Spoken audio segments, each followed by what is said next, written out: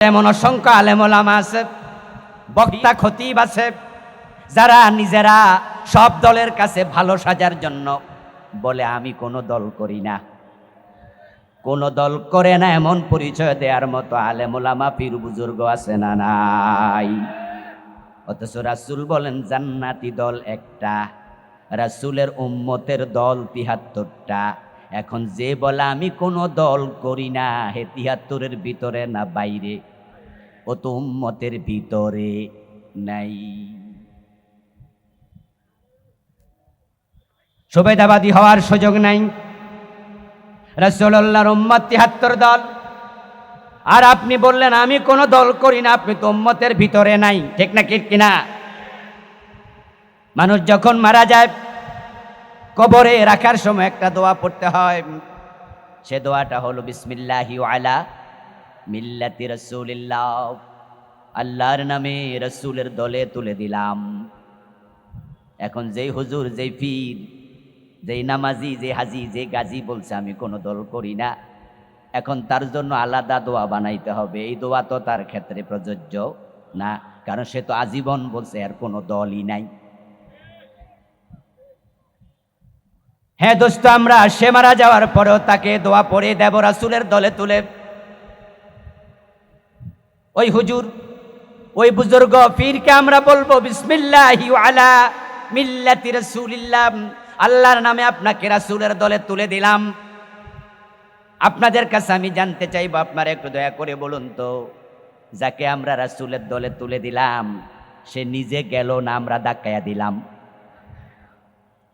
তো যে রাসূলের দলে যেতে চায় না, হেরে ধাক্কায়া দিলে রাসূল মরা লাশ কেন নেবে? রাসূল তো ঠেকায় পড়ে নাই। এখন জান্নাতি দলে যেতে হলে রাসূলের দলে আসা দরকার আছে না নাই? তো দল করি না, কথা বলার কোনো সুযোগ আর? প্রিয় নবীজি যখন বললেন আমার উম্মত ৭৩ দল, জান্নাতি এক দল, একজন সাহাবী দাঁড়ালেন, কিলা ইয়া রাসূলুল্লাহি ওয়া মাহি, দাঁড়িয়ে তিনি প্রশ্ন করলেন, হে রাসূল, জান্নাতি একটা দল, আমি সেটা চিনতে চাই, কোন দল? আমার রাসূল জবাব দেন, মা আনা আলাইহি ওয়া আসহাবি, আমি নবী মুহাম্মদ এবং আমার সাহাবারা যার উপর প্রতিষ্ঠিত। মা আনা আলাইহি, যার উপর আমি প্রতিষ্ঠিত, ওয়া আসহাবি, আমার সাহাবারা যার উপর প্রতিষ্ঠিত। যদি তুমি তার উপর প্রতিষ্ঠিত হতে পারো, তুমিও হবে জান্নাতি। হাদিসটা একটু ব্যাখ্যা সাপেক্ষ। রাসূল বলছে মা আনা আলাইহি, যার উপর আমি প্রতিষ্ঠিত। তো রাসূল কিসের উপর প্রতিষ্ঠিত? এর ব্যাখ্যা কোরআন থেকে জানুন। আল্লাহ তাআলা প্রিয় নবীজিকে বলছেন, কুল ইন আত্তাবিউ ইল্লা মা ইউহা ইলাইয়া ইন্নী আখাফু ইন আসাইতু রাব্বি আযাবা ইয়াউমিন আযীম। ও প্রিয় নবী, আপনি বলুন, যে ওহী আমার উপর অবতীর্ণ হয়, ওই ওহী মানতে আমি নবী মুহাম্মদ বাধ্য। ওহীর উপরে আমি প্রতিষ্ঠিত, ওহীর বাহিরে যাওয়ার কোনো অধিকার আমি নবী মুহাম্মাদেরও নেই। মা আনা আলাইহি, আমি যার উপর প্রতিষ্ঠিত। কোরআন থেকে যা জানলাম, এবার আপনারা জবাব দিন তো, রাসূল প্রতিষ্ঠিত কিসের উপরে? ওহীর উপরে। বলেন কিসের উপরে? ওহী মানা রাসূলের জন্য নফল না ফরজ? আমরা নামাজ পড়ি কয় ওয়াক্ত? রাসূল কি 4 ওয়াক্ত পড়তেন? আমরা রোজা রাখি রমজানে কয় দিন? একবারে 30 অথবা 29 দিন। রাসূল রাখতেন কি 28 দিন? আমরা যাহা মানি, যে ওহী মানতে আমরা বাধ্য, নবী মুহাম্মদ সে ওহী মানতে বাধ্য। ওহীর বাহিরে চলার অধিকার আল্লাহ তার নবীকেও দেন নাই, বরং বলেছেন ইন্নী আখাফু ইন আসাইতু রাব্বি আযাবা ইয়াউমিন আযীম। যদি ওহীর বাহিরে আমি বলি, ওহীর বাহিরে চলি, তাহলে কিয়ামতের দিনের আযাবের ভয় আমিও করি, আল্লাহ সেদিন আমাকেও রেহাই দেবেন না। রাসূল ওহীর উপর প্রতিষ্ঠিত, সাহাবারা ওহীর উপর প্রতিষ্ঠিত। ওহীর বাহিরে সাহাবারা চলতেন না, রাসূলুল্লাহ ওহীর বাহিরে চলতেন না, বলতেন না, করতেন না। তিনি নিজ থেকে বানিয়ে শরীয়তের ব্যাপারে একটা কথা বলেন নাই। সুবহানাল্লাহ। মা ইয়ানতিকু আনিল হাওয়া ইন হুয়া ইল্লা ওয়াহিয়ুন ইউহা। এখন জান্নাতে যেতে হলে সে ওহীর কাছে ফিরে আসা দরকার আছে না নাই? নবী মুহাম্মদ সাল্লাল্লাহু আলাইহি ওয়াসাল্লাম যখন মদিনা নামক রাষ্ট্রের প্রেসিডেন্ট ছিলেন, 10টা বছর মদিনা তিনি পরিচালনা করছেন। রাষ্ট্র চালানোর সময় আমার নবী মন মতো চালাইছেন না কোরআন মতো চালাইছেন? এখন জান্নাতে যেতে হলে রাষ্ট্রটা কোরআন দিয়ে চালানো দরকার আছে না নাই? রাসূলকে অনুসরণ করা নফল না ফরজ? তো 53 বছরের বাংলাদেশ কোরআন দিয়ে চলে না ব্রিটিশ আইন দিয়ে চলছে? যদি জান্নাতে যেতে চান, সোনার বাংলা 56,000 বর্গ মাইলের বাংলাটা কোরআন দিয়ে চালানোর সংকল্প করা দরকার আছে না নাই?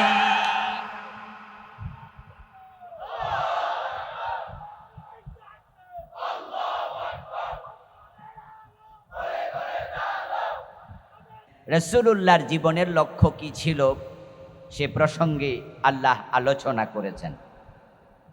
রাসূলুল্লাহ সাল্লাল্লাহু আলাইহি ওয়াসাল্লাম পৃথিবীতে কেন এসেছিলেন এটা উম্মত হিসাবে আমাদের জানা দরকার আছে না নাই? রাসূলকে অনুসরণ করা নফল না ফরজ? যাকে মানা ফরজ তার ব্যাপারে জানাও ফরজ। বলুন তো প্রিয় ভাইরা, মানা আগে না জানা আগে? না জানলে মানাতে ভুল হওয়ার সম্ভাবনা আছে, এজন্য আগে জানতে হবে, তারপরে মানতে হবে। কোরআন মাজিদ আল্লাহ তাআলা যত বিধান অবতীর্ণ করেছেন, আল্লাহ তাআলার 1 নাম্বার অর্ডার ছিল ইকরা। ইকরা শব্দের অর্থ কি? পড়ো। কারণ জানার সাথে পড়ার সম্পর্ক ওতপ্রোতভাবে জড়িত। না পড়ে জানা যায় না, এজন্য পড়তে হয়, পড়লেই ভালোটা জানা যায়। আল্লাহ তাআলা নবী মুহাম্মদুর রাসূলুল্লাহ সাল্লাল্লাহু আলাইহি ওয়াসাল্লামকে পৃথিবীতে কেন পাঠালেন এটা আমাদের জানতেই হবে। কারণ যেহেতু আমরা নবীকে মানতে হবে, রাসূলকে মানা আমাদের জন্য নফল না ফরজ? ফরজে কিফায়া না ফরজে আইন? প্রিয় নবী সাল্লাল্লাহু আলাইহি ওয়াসাল্লামকে অনুসরণ না করলে জান্নাত পাওয়া যাবে না। আমাদের জান্নাত পাওয়া আল্লাহর হাবিবের অনুসরণের সাথে সম্পৃক্ত। আল্লাহ তাআলা বলেছেন, কুল ইন কুনতুম তুহিব্বুনাল্লাহ ফাত্তাবিউনি ইউহিব্বুকুমুল্লাহ ওয়া ইয়াগফির লাকুম যুনুবাকুম ওয়াল্লাহু গফুরুর রহিম।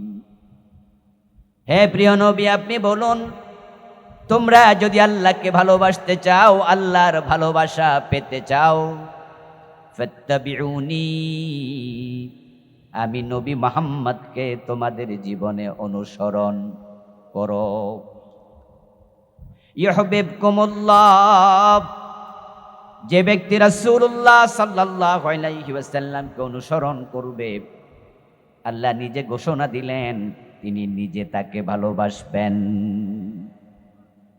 ওয়া ইয়াগফির লাকুম যুনুবাকুম, আর আল্লাহ যাকে ভালোবাসবেন তার আমলনামায় যত গুনাহ আছে আল্লাহ বলেন তিনি সবগুলা গুনাহ ক্ষমা করে দেবেন। আল্লাহর পক্ষ থেকে যদি গুনাহ মাপ চান এবং আল্লাহর ভালোবাসার পাত্র হতে চান, রাসূলুল্লাহকে ভালোবাসার অনুসরণ করার কোনো বিকল্প নাই। যে ব্যক্তি নবীকে ভালোবাসবে, নবীকে অনুসরণ করবে, প্রিয় নবীজি বলেছেন সে আমার সাথে জান্নাতে যাবে। ক্বালান নবিয়্যু সাল্লাল্লাহু আলাইহি ওয়াসাল্লাম, মান আহাব্বা সুন্নতি ফাকাদ আহাব্বানি, ওয়ামান আহাব্বানি কানা মাই ফিল জান্নাহ, যে আমি নবীর সুন্নাহকে ভালোবাসে সে আমি নবীকে ভালোবাসে, আর যে আমার সুন্নাহকে ভালোবাসার মাধ্যমে আমি নবীর ভালোবাসার প্রমাণ দেবে, কানা মাই ফিল জান্নাহ, সে জান্নাতে আমার সাথে ঢুকবে। রাসূলুল্লাহর সাথে জান্নাতে যেতে চান? রাসূলের সাথে জান্নাতে যেতে হলে রাসূলকে অনুসরণ করতে হবে। আল্লাহর হাবিবকে অনুসরণ না করলে জান্নাত পাওয়া যাবে না। ভালো করে শুনুন ভাইয়ারা, বাংলাদেশে আশিকে রাসূলের অভাব নাই। আহলুস সুন্নাত ওয়াল জামাতের অনুসারী দাবি করার মানুষের অভাব নাই, কিন্তু জীবনের বটম থেকে টপ পর্যন্ত সব জায়গায় রাসূলকে অনুসরণকারী মুসলমানের বড়ই অভাব। বরং আমরা শুধু নামে বলি আশিকে রাসূল, বড় বড় বিল্ডিং এর মাঝে লিখে দেয় আশিকে রাসূল সম্মেলন। আমরা নিজেরা বলি আহলুস সুন্নাত ওয়াল জামাতের লোক, আমরা সুন্নি মুসলমান। যেই লোকটা আশিকে রাসূল দাবি করলো তার মুখে দাড়ি নাই, যে নিজেকে সুন্নি দাবি করলো সে বিড়ি টানে, গাঁজা টানে। রাসূলের উম্মত দাবি করার পরে 5 ওয়াক্ত নামাজ ঠিক করে পড়ে না, এমন উম্মতের সংখ্যা সমাজে আছে না নাই? কম না বেশি? এই জাতীয় দাবি করলে জান্নাত নয়, জান্নাত পেতে হলে রাসূলকে অনুসরণ করতেই হবে। বরং রাসূলুল্লাহ সাল্লাল্লাহু আলাইহি ওয়াসাল্লামের অনুসারী সংখ্যা হবে কম, উম্মতের সংখ্যা হবে বেশি। তাই তো প্রিয় নবীজি বলেছেন, আমার সব উম্মত কিন্তু জান্নাতি নয়, বরং আমার অধিকাংশ উম্মত হবে জাহান্নামী। কারণ আমার উম্মতেরাই তো আমাকে অনুসরণ করবে না। আমার উম্মত হবে ৭৩ দল, তার মাঝে জান্নাতি হবে কয় দল? এই হাদিসকে আজকে শুনলেন না, আগেও শুনেছেন। قال النبي صلى الله عليه وسلم تفترق أمتي على 73 ملة كلهم في النار إلا واحدا। প্রিয় নবীজি বললেন, আমার উম্মতগুলো ৭৩ দলে বিভক্ত হয়ে যাবে, তার মাঝে ৭২ দল জাহান্নামে যাবে। তাহলে জান্নাতি দল কয়টা? মাশাআল্লাহ, কথা বলতে হবে, বলুন না, জান্নাতি দল কয়টা? তো জান্নাতি বেশি না জাহান্নামী বেশি? জাহান্নামী বেশি। জান্নাতি দল মাত্র একটা। এখন জান্নাতে যেতে হলে ওই জান্নাতি দলে যোগ দেয়া দরকার আছে না নাই? জান্নাতি দল একটা দল, দল দল মিল্লাতান ওয়াহিদা। আমার প্রিয় ভাইয়েরা, এই যে 53 বছরের বাংলাদেশ কোরআনের বাহিরে চলছে, কোরআন দিয়ে সচিবালয় চলে না, মন্ত্রণালয় চলে না, বঙ্গভবন গণভবন চলে না, কোরআনের আইনে হাইকোর্টের রায় হয় না, সুপ্রিম কোর্টের রায় হয় না, আমাদের কুমিল্লা জাজ কোর্টে কোরআনের আইনে একটা রায় হয় না, টিওন অফিস চলে না, ডিসি অফিসে চলে না, অর্থনীতি চলে না, সমাজনীতি চলে না, রাজনীতি চলে না, শিক্ষানীতি চলে না। না চলার কারণে তো মাদ্রাসার বইয়ের মাঝে পর্যন্ত দেবতার ছবি, মূর্তির ছবি ঢুকানো হয়েছে।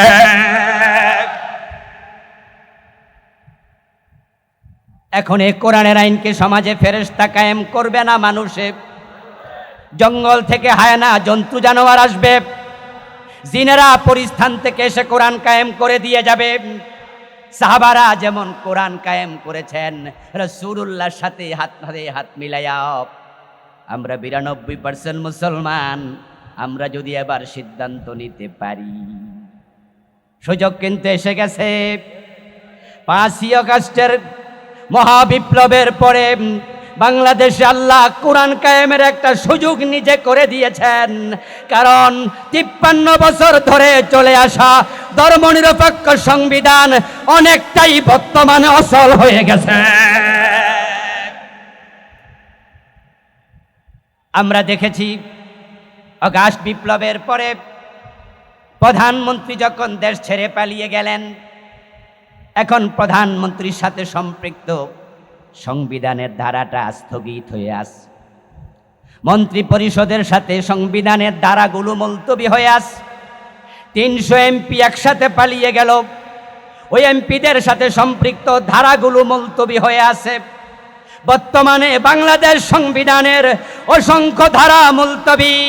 আমরা যদি জেগে ওঠে বলতে পারি, অন্তরিম গভর্নমেন্ট, অন্তর্বর্তীকালীন সরকার, বাকি ধারা মুলতবি করে দাও, এই সংবিধান দরকার নাই, কোরআনকে সংবিধান বানাতে হবে। আমরা চাইলে এবার ডাইরেক্ট কোরআন সংবিধান হয়ে যাবে।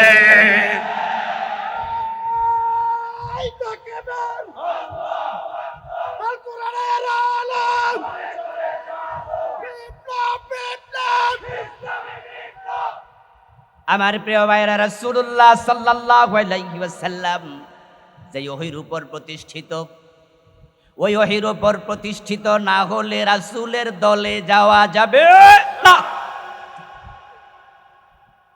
রাসূলের দল কি কোরআন হাদিসের ভিতরে না বাহিরে? কথা বলুন। ওহী কয় প্রকার? এই আলেম ওলামা ভাইরা কথা বল। ওহী কয় প্রকার? ওহিয়ে মাতলু কোরআন, ওহিয়ে গায়রে মাতলু হাদিস। আমার নবী যা বলেছেন সেটা ওহী। তিনি ওহীর বাহিরে বলতেন না, চলতেন না, করতেন না। এই জন্যই তো প্রিয় নবীর সময় যখন মহিলা চোর একজন ধরা পড়ল, রাসূল বললেন হাত কেটে দাও। সাহাবায়ে কেরামের কেউ কেউ সুপারিশ করলেন, ইয়া রাসূলুল্লাহ, ওই মহিলাকে হাত না কেটে অন্য শাস্তি দিয়ে ছেড়ে দেয়া যায় কিনা। যখন উসামা বিন যায়েদ রাদিয়াল্লাহু তাআলা আনহুমা প্রিয় নবীজির কাছে সুপারিশ নিয়ে গেলেন, অন্য সাহাবারা পাঠালেন।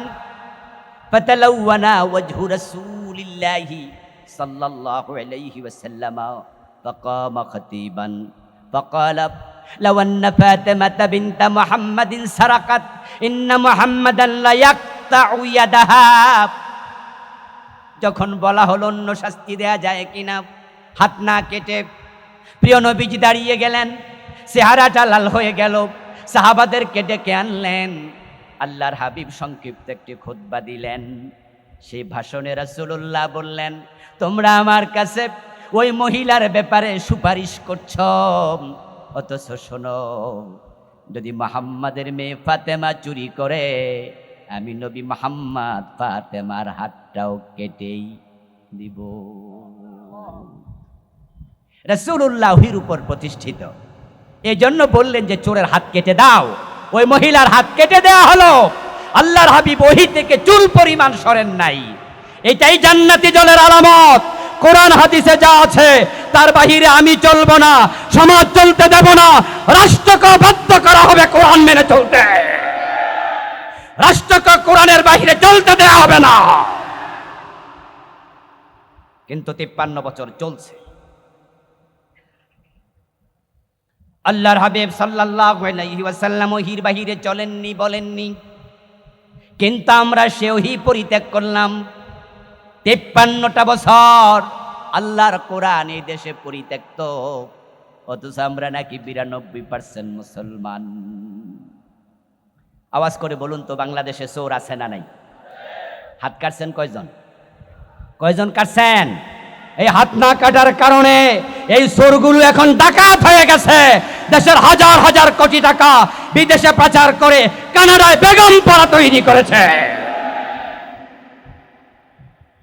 এখন ব্যাংকে গেলে একসাথে 5 লাখ টাকা দিতে পারে না, একসাথে 10 লাখ টাকা দিতে পারে না, ফিরিয়ে দেয় চেক। অথচ নেত্রী বলছেন উনার ফিয়ন নাকি 400 কোটি টাকার মালিক। দেশটাকে শেষ করে দিয়েছে চোরগুলো। এজন্যই তো চোর ধরে হাত কাটার কথা বললে, ইসলামী শাসনের কথা বললে, কোরআনের আইনের কথা বললে তাদের চেহারা কালো হয়ে যায়। তারা আমাদেরকে রাজাকার বলে গালি দেয়। তারা জানে চোর ধরে হাত কাটার আইন চালু হয়ে গেলে তাদের অনেকের হাত থাকবে না।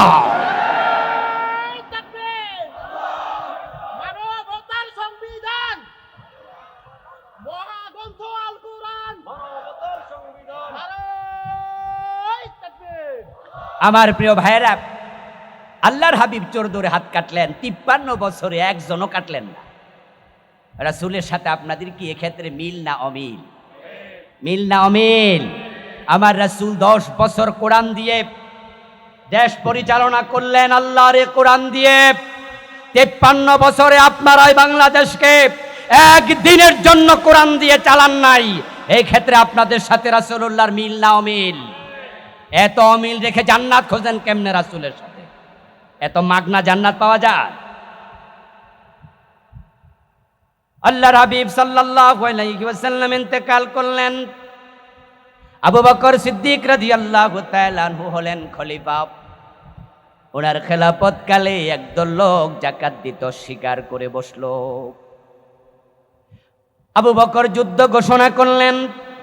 ওমর এসে সুপারিশ করলেন, আবু বকর আপনি তাদের বিরুদ্ধে কেমনে যুদ্ধ করবেন? তারা তো কালেমা পড়ে, তারা তো নামাজ পড়ে।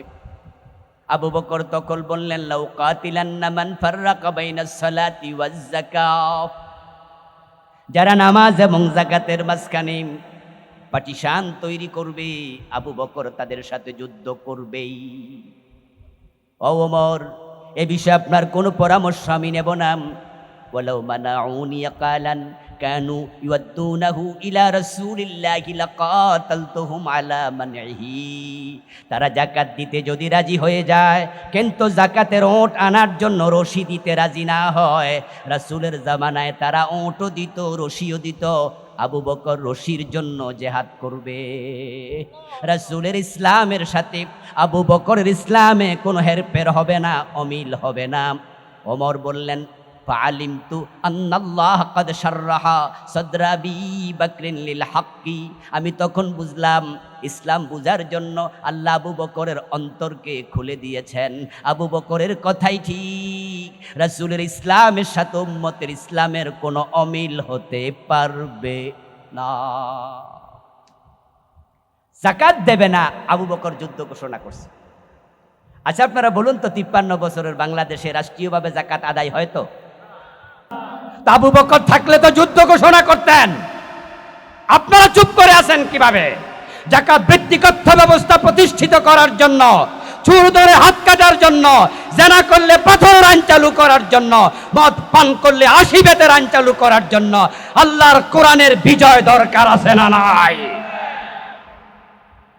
সূরাতুস সাফের 9 নম্বর আয়াতে আল্লাহ তাআলা প্রিয় নবীকে দুনিয়াতে পাঠিয়েছেন কেন সেটা বলেছেন, লিউযহিরাহু আলাদ্দীনি কুল্লি। দুনিয়াতে রাসূলুল্লাহ সাল্লাল্লাহু আলাইহি সাল্লামের আগমনের উদ্দেশ্য একটা, সেটা হলো দ্বীনের বিজয়। আল্লাহর হাবিব আলহামদুলিল্লাহ দ্বীনের বিজয় করেছেন, তারপর ইন্তেকাল করেছেন। এখন রাসূল দ্বীনের বিজয় করলেন, সে দ্বীনের বিজয় আমাদের করার চেষ্টা করার প্রয়োজন আছে না নাই? রাসূলুল্লাহর জীবনের লক্ষ্যের সাথে আমাদের জীবনের লক্ষ্য মিলাতেই হবে। উনি যা বলেছেন আমরা তাই বলবো, উনি যা করেছেন আমরা তাই করব, উনি যেভাবে করেছেন আমরা সেভাবে করব। উনি জীবনের লক্ষ্য বানিয়েছেন দ্বীনের বিজয়কে। আল্লাহ এই লক্ষ্যে তাকে পৃথিবীতে পাঠিয়েছেন। মক্কায় 13টি বছর চেষ্টা করেছেন, পারেন নাই। মদিনায় হিজরত করেছেন, দ্বীনের বিজয় হয়ে গিয়েছে। আল্লাহর হাবিব মক্কায় দ্বীনের বিজয় করতে কেন পারেননি? কারণ মক্কার সংসদে আবু জেহেলরা প্রিয় নবীকে কোরআন নিয়ে প্রবেশ করতে দেয়নি। বাংলাদেশও দ্বীনের বিজয় হবে না যতক্ষণ না সংসদে কোরআন নিয়ে প্রবেশ করা হয়। রাসূল হিজরতের পথে আল্লাহর কাছে দোয়া করলেন, ওয়াজআললি মিন লাদুনকা সুলতানান নাসিরা। ও আল্লাহ, আমি মক্কায় 13টি বছর চেষ্টা করলাম, কোরআন নিয়ে সংসদে ঢুকতে পারলাম না। দারুন নাদওয়াতে মক্কার সংসদে আমাকে আবু জেহেলরা কোরআন নিয়ে ঢুকতে দেয়নি। মদিনায় গিয়ে যদি দেখি সেখানে সংসদে আর এক আবু জেহেল বসে আছে, কোরআন নিয়ে ঢুকবো কিভাবে? এই জন্য রাষ্ট্র ক্ষমতা দাও, রাষ্ট্র ক্ষমতা দাও। আল্লাহ দ্বীনের বিজয় দিয়েছে, ওই রাষ্ট্র ক্ষমতার জন্য রাসূল যদি দোয়া করে, রাসূল চেষ্টা করে, আল্লাহ বিজয় দেন। বাংলাদেশে দ্বীন বিজয়ের জন্য দোয়া করার চেষ্টা করা দরকার আছে না নাই? আসুন সেজন্য দোয়া করব, চেষ্টা করব। আজ থেকে দ্বীনের বিজয় হওয়ার আগে পর্যন্ত এই চেষ্টা বন্ধ করা যাবে না। রাজি আছেন না নাই? দ্বীন বিজয়ের জন্য কাজ করতে রাজি আছেন না নাই? প্রিয় ভাইরা, মাগরিবের আজান হয়ে যাবে। আমরা আলোচনা সামনে আর নিতে চাই না। রাসূলুল্লাহ বলেছেন, দ্বীন আল ইসলাম ইয়ালু ওয়ালা ইউলা। ইসলাম বিজয়ী হতে এসেছে, পরাজিত হতে আসে নাই। 53 বছরের বাংলাদেশে ইসলাম পরাজিত না বিজয়ী? এভাবে পরাজিত আর থাকতে দেয়া যায় না। এবার জেগে উঠতে হবে, আল্লাহর দেওয়ার সুযোগ এবার কাজে লাগাতে হবে। আলেম ওলামাদের খেদমতে আরজ থাকবে, ইখতিলাফ ভুলে গিয়া দিন বিজয়ের ব্যাপারে একমত হয়ে যান। আলেমরা একমত হয়ে গেলে জালেমরা পালিয়ে যাবে। প্রিয় ভাইয়েরা, আমি রাসূলুল্লাহ জীবনের উপর একটি বই লিখেছি। গত সপ্তাহে বইটি হাতে এসেছে। এ বইটির নাম দিয়েছি যেমন ছিলেন প্রিয় রাসূল সাল্লাল্লাহু আলাইহি ওয়াসাল্লাম। বাম পাশে আমার গাড়িতে বইটি রাখা আছে। এ বইতে রাসূলের পুরা জীবনী কোরআন সুন্নাহর আলোকে 280 পৃষ্ঠার বড় বইটিতে তুলে ধরেছি। বইটি সংগ্রহ করবেন ড্রাইভার সাহেব থেকে। ইনশাআল্লাহ নামাজ পড়ে আবার ফিরে আসবেন। সাংস্কৃতিক সন্ধ্যা, ইসলামী সঙ্গীত উপস্থাপন হবে। আল্লাহ আজকের অনুষ্ঠান কবুল করুন, আখিরাতে নাজাতের উসিলা বানিয়ে দিন আমাদের জন্য, আমিন। ওয়াসসালামু আলাইকুম ওয়া রাহমাতুল্লাহ।